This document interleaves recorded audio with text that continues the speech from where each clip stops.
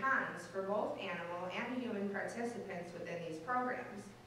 Hazards posed towards animals are just as valid as the ailments and issues facing humans, and so we must regard these creatures with all their therapeutic potential as more than just furry aspirin. And I do have a quote here from Peter Singer, only because I think that it does apply in this particular instance. But before that, this is, what has happened to people swimming with these dolphins. Everything's fine. One day they just decide to bite, and many people have been harmed this way.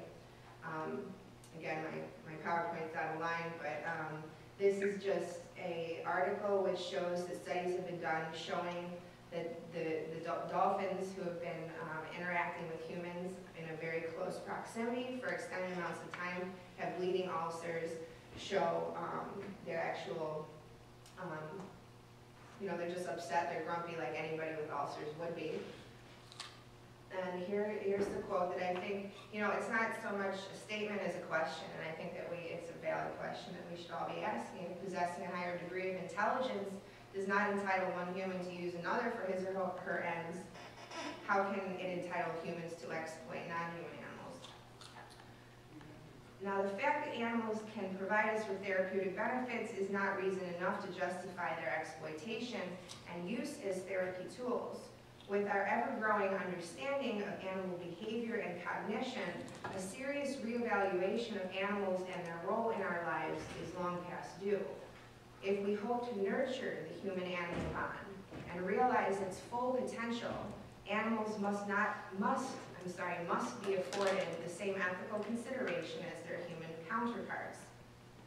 It's time to depart from our historically exploitative perception of animals and turn instead towards relationships that acknowledge our similarities and show respect for our differences.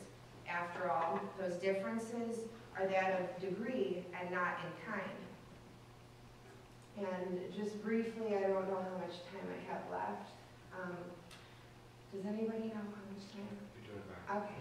So this is just from a liberationist perspective, the things, 6 points, 3 on the slide, next, that just show why the use of animals is immoral.